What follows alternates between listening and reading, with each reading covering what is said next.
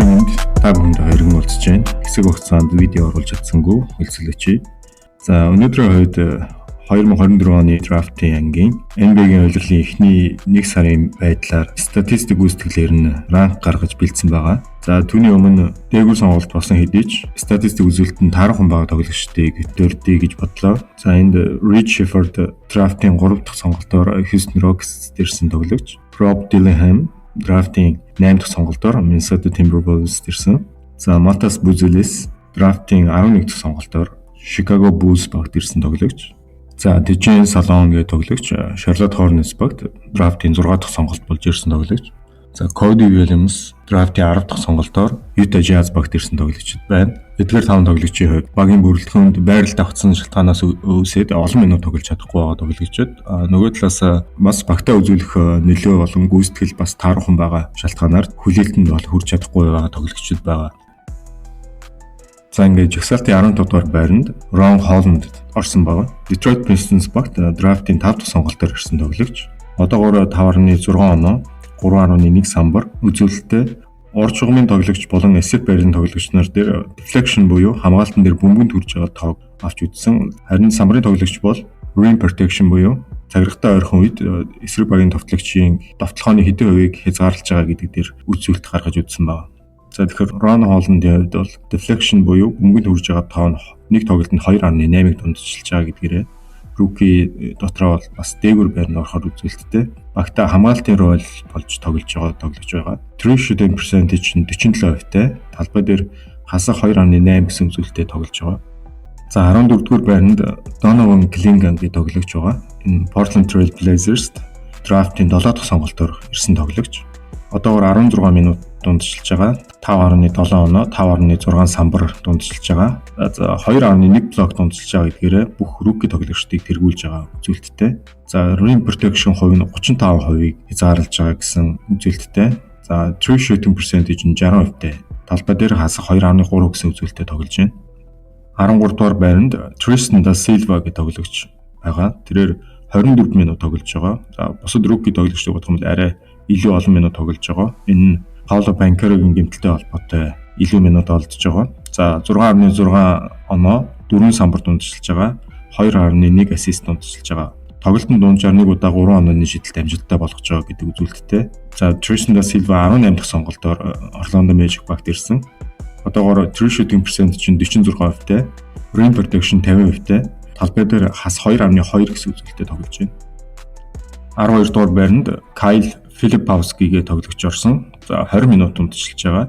7.5 оноо, 4.4 самбар, 2.2 ассист дундчилж байгаа. Хүчний тоглогч байрлалын тоглогч.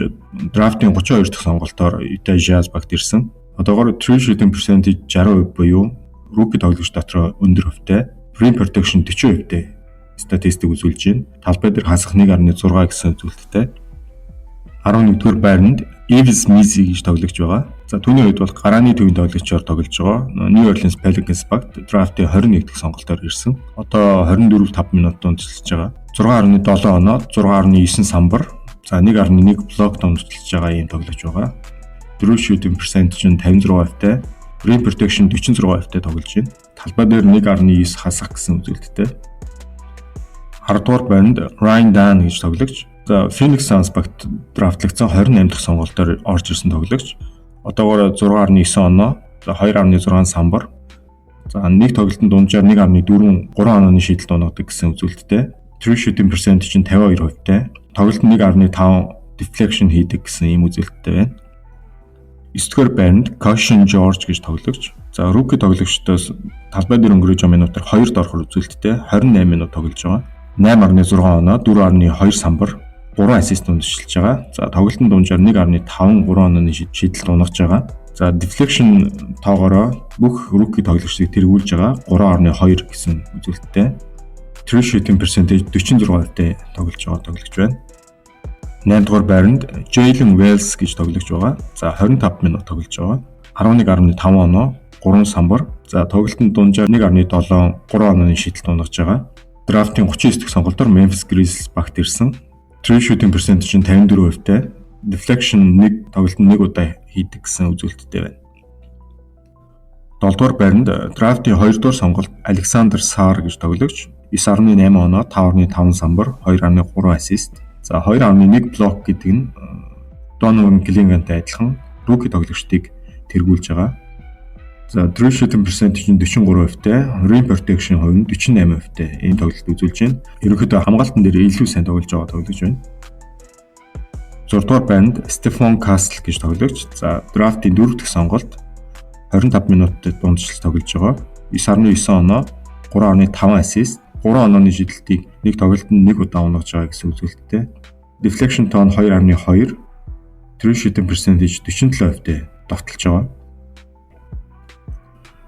5 дугаар байранд Zachary Risashe буюу драфтын тэргүүн сонголт орсон байгаа. За түүний үед 12 оноо 3.8 самбар, 1 стилд унтчилж байгаа. За 3 онооны шидэлтээс 1.2 унагадаг гэсэн үзүүлэлттэй.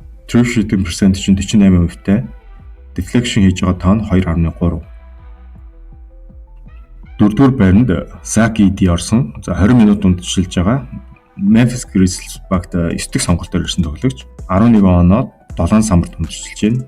True shooting percentage нь 65%. За rim protection хувь нь 42%-тэй. Талбай дээр хасах 1.1 гэсэн үзүүлэлтэд тоглож байна. Одоогийн байдлаар rookie тоглогчдыг статистикээр тэргүүлж байгаа тоглогчдын 3 дугаар байранд Dalton Knecht орсон. За түүний хувьд 21 минут тоглож байгаа. За 11.3 оноо 2.5 самбар. За 3 онооноос нэг тоглолтод дунджаар 2.3 удаа унгаж байгаа гэдэг үзүүлэлтээр бүх rookie тоглогчдыг тэргүүлж байгаа. Dalton Knecht нь Lakers багт 17 дахь сонголт дээр ирсэн хэдий ч ер нь бол сэлгээний оноо авалтан дээр маш том тос өргөж байгаа тоглогч. True shooting percentage 69%-тэй, 3 онооны шидэлтийн хувьд 46%-тэй 3-аас шидэж байна. 2 дугаар байранд Bob Carrington гэдэг тоглогч. За түүний хувьд бүх rookie тоглогчдыг минутаар тэргүүлж байгаа тоглогч 30 минут тоглож байгаа. 10 оноо, 4 самбар, 5 ассист унтчилж байна. 1.2 стилд унтчилж байгаа. Маш тэгшин тоглолт үзүүлж байна. Мөн 3 онооны шидэлтээс 1.6 удаа унагадаг.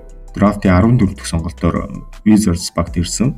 Тэгэхээр Wizards багийн хувьд бол драфтын сонголтуудаа нэлээд сайн ашиглаж байгаа, олон минут өгч байгаа юм баг байгаа. Түүний хувьд true shooting percentage нь 56%-тэй, 2.2 deflection хийж байгаа гэсэн үзүүлэлттэй. Одоогийн байдлаар лиг эхлээд 1 сарын хугацаанд Jared McCann бүх rookie тоглогчдыг тэргүүлж байна. Түүний хувьд 21 минут тоглож байгаа. За 15.2 оноо дундчилж байгаа. 15-аас дээш оноо дундчилж байгаагаараа ганцхан rookie тоглогч нь байгаа. 2.5 ассист, нэг тоглолтод 3 онооны шидэлтээс 2.2 удаа унгаж байгаа гэсэн үзүүлэлттэй. Deflection tone 1.8. За true shooting percentage 61%-тэй тоглож байна. Jared McCann-ийн хувьд 16 дахь сонголтоор лигт орж ирсэн тоглогч байгаа. За талбай дээр хасах 1.5 гэсэн үзүүлэлттэй.